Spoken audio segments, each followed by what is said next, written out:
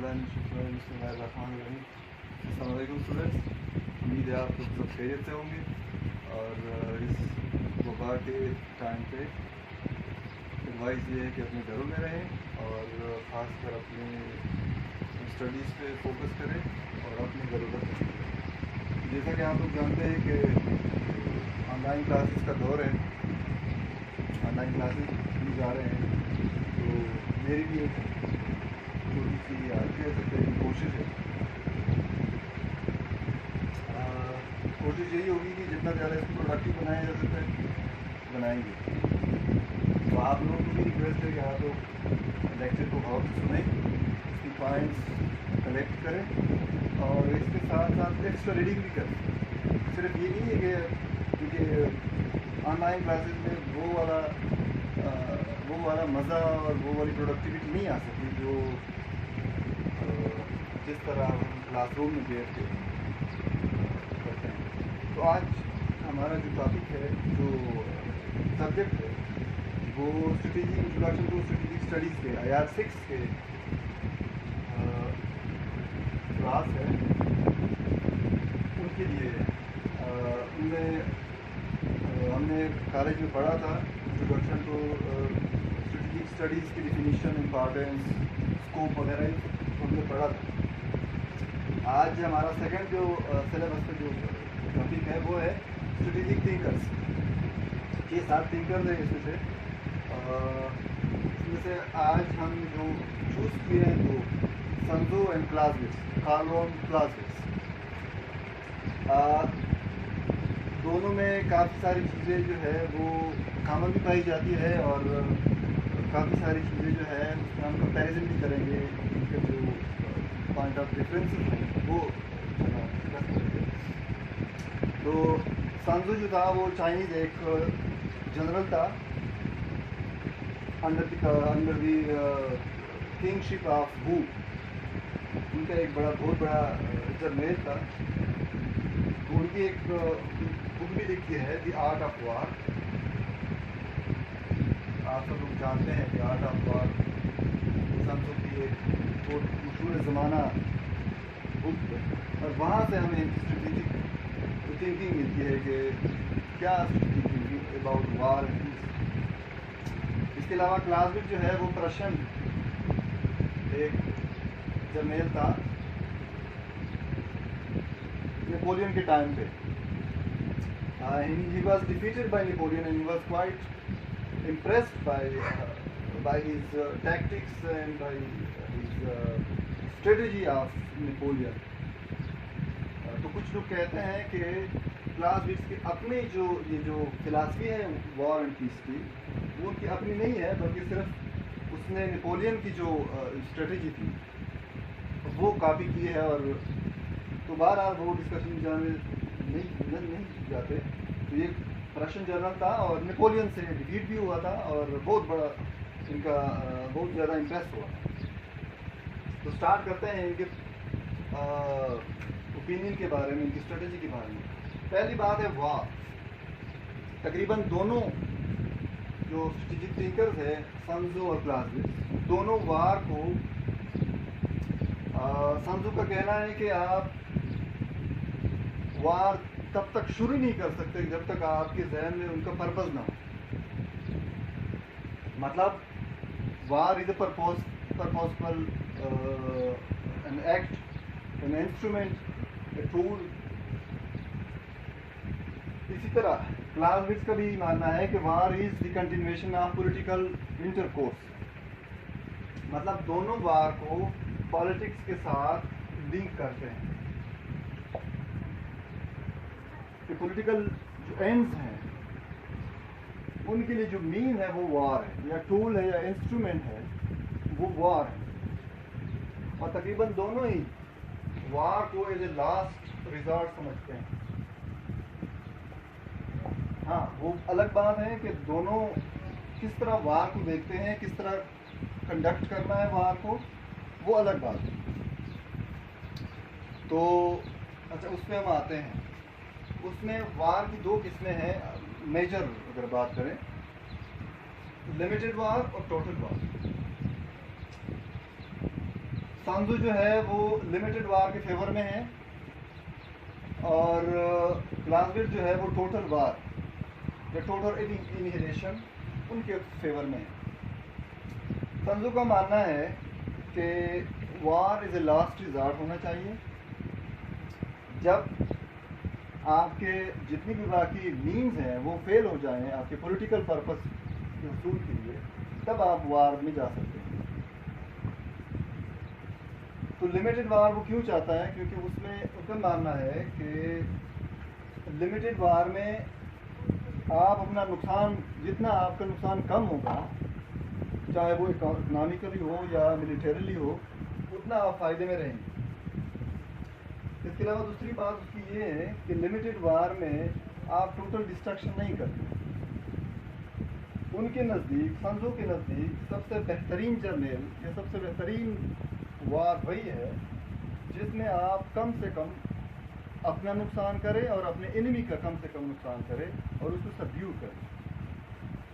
Total destruction के favour में इसलिए नहीं है क्योंकि जो रिमेनिंग पॉपुलेशन है या जो फाइटिंग फोर्स है वो उनको आप सबड्यू करें एनिमी के, और इसके अलावा आप उनको अपने साथ मिलाएं और अपने पावर को इंक्रीज करें। तो इसलिए वो लिमिटेड वार के फेवर में है कि एक छोटी जंग होनी चाहिए छोटे एरिया में जिसमें कम से कम डिस्ट्रक्शन। वो कहते हैं वो सबसे बड़ा ज़बरदस्त जर्नल भी वही है और सबसे अच्छा वार वही है जिसमें कम से कम इंजरीज हो, कम से कम इकोनॉमिक लॉसेस हो। अच्छा, अब आते हैं टोटल वार की। क्लासविट जो है, चूँकि वो नेपोलियन से इंप्रेस था और नेपोलियन की स्ट्रेटजी थी वो टोटल वार और टोटल इनिहिलेशन थी। इनके नज़दीक, क्लासविट के नज़दीक भी लास्ट रिजॉर्ट हुआ, लेकिन वार को वो कहते हैं कि आपने एनिमी को या अपने जो दुश्मन जो है वो जड़ से उखाड़ना है ताकि उनमें दोबारा लड़ने की या रेजिस्ट करने की कुव्वत जो है या पावर जो है वो बाकी न रहे। इसके लिए वो टोटल वार में वो इस पर डिपेंड करता है कि आपने कहाँ पे हमला करना है। हमला आपने सेंटर ऑफ ग्रेविटी पे करना है। क्लासविट के नज़दीक आपने सेंटर ऑफ ग्रेविटी जो है एनिमी के, वहाँ पे आपने हमला करना है और इसकी कमर को तोड़ना है। सेंटर ऑफ ग्रेविटी क्या होता है? वो होता है फॉर एग्जांपल कैपिटल हो सकता है आपकी एनिमी का, कैपिटल सिटी हो सकता है, जिस तरह हमारा चीज हो सकता है, नेवल बेसेस या जो बिल्कुल जो मिलिट्री बेसेस होते हैं जो बिल्कुल उनको सेंटर ऑफ ग्रेविटी जहाँ पे लीडरशिप होती है, जैसे नेशनल असेंबली और सेनेट वगैरह सारे इस्लामाबाद में, G2 दिल्ली में है। तो क्लासविट कहता है कि आपने एनिमी के सेंटर ऑफ ग्रेविटी को पे हमला करना है और इसकी कमर को तोड़ना है ताकि उसमें दोबारा रेजिस्टेंस की जो पार है वो बाकी ना रहे।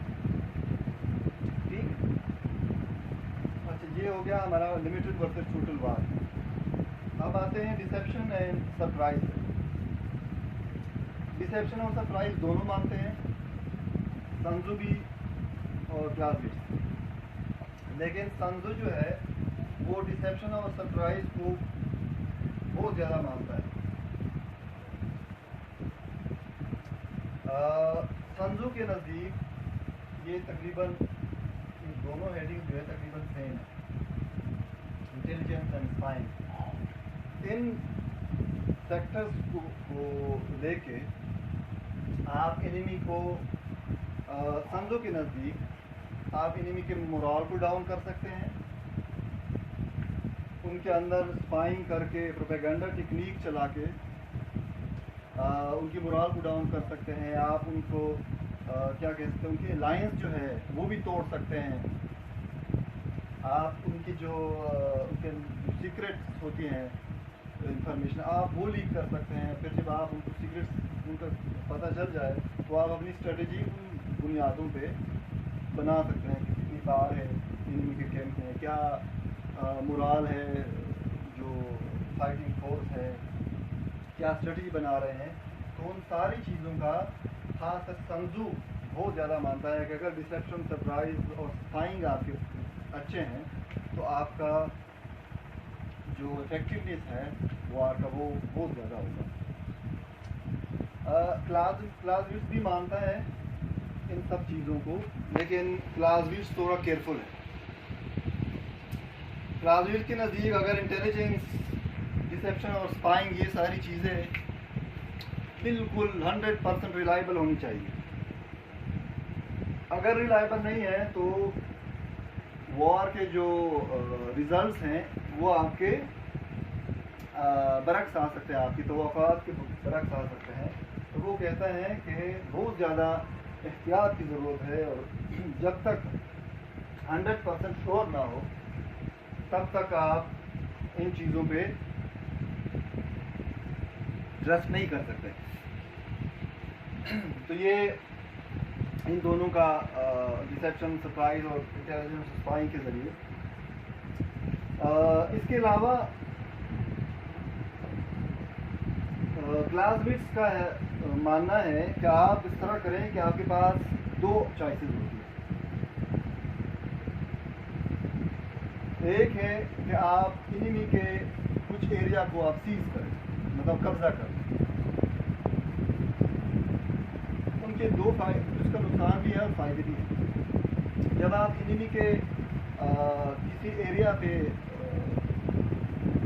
कब्जा करते हैं तो वो आपके लिए एक बार्गेनिंग चिप बन जाता है, मतलब वो आपके लिए एडवांटेजेस, आप एक पोजीशन में आ जाते हैं। ठीक है, ये इसका फ़ायदा है। और नुकसान ये है कि जब आप किसी एरिया को कब्जा करते हैं तो उसके लिए आपको फोर्स चाहिए होते हैं कि प्रोटेक्ट कर सकें, और इसके अलावा काउंटर अटैक का भी मसला होता है। और दूसरी बात एक तो ये है कि आप एक एरिया को कब्जा करें। सेकंड थिंग वो ये है कि आप क्लासविट्ज़ के नज़दीक कि आप इस तरह करें कि आप एक मौके का इंतज़ार करें। जब आपके पास पावर आ जाए, जब आप टोटल डिस्ट्रक्शन कर सकते हैं, जब आपका जो रेशियो है वो आप फेवर करें, तब आप जो है वार स्टार्ट करते हैं। इसके बाद जो है वो है result of war. Result of war जो है संजू के नज़दीक सर्टेनिटी बहुत ज़्यादा है।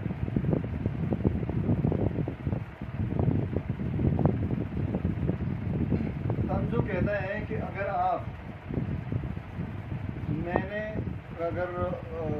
वो कहता है कि अगर मैंने जो लिस्ट दिया है, जो मैंने जो प्रोग्राम दिया है, जो मेरी स्ट्रेटजी के मुताबिक अगर आप काम करते हैं, जिसमें आपका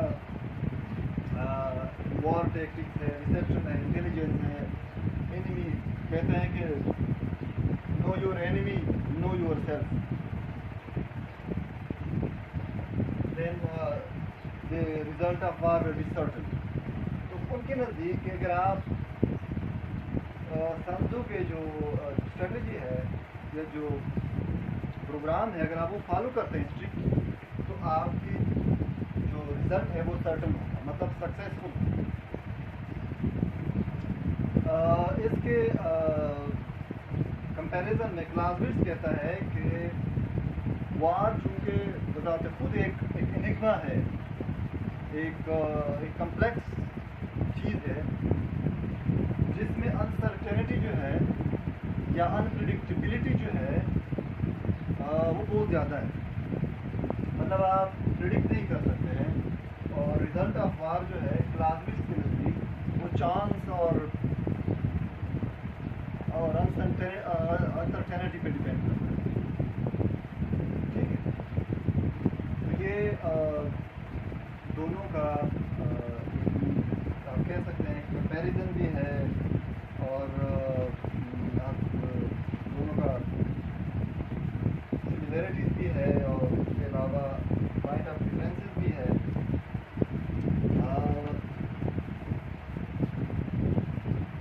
दोनों इस फेवर में है।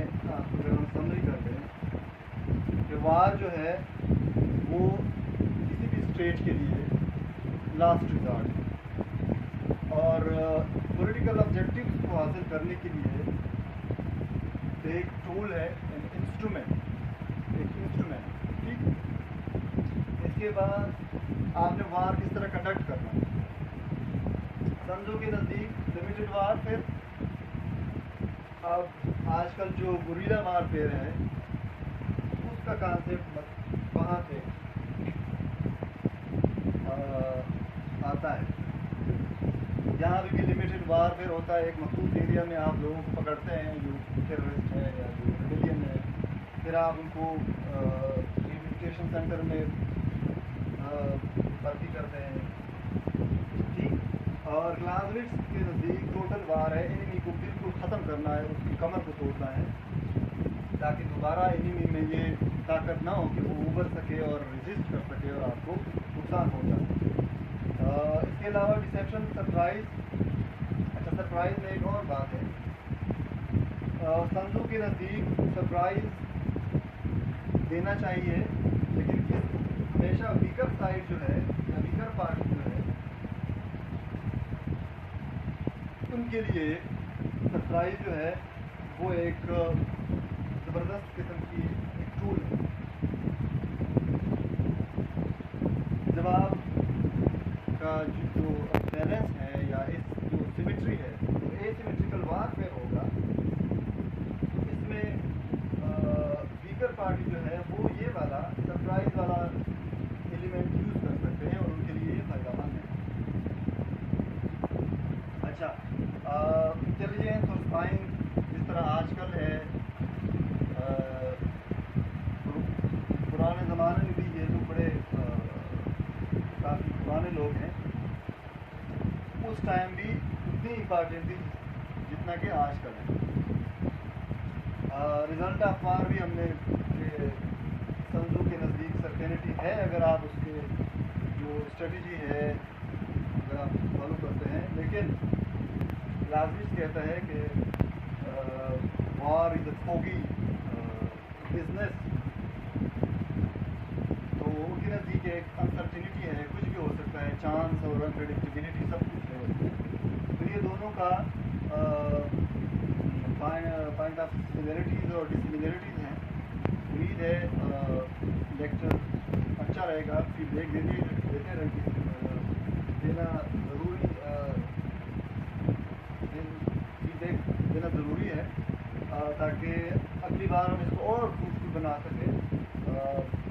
पहली कोशिश है, तो इंशाल्लाह कल दूसरे टॉपिक्स के साथ, दूसरे स्पीकर के साथ आएंगे। अपना बहुत ख्याल रखिएगा।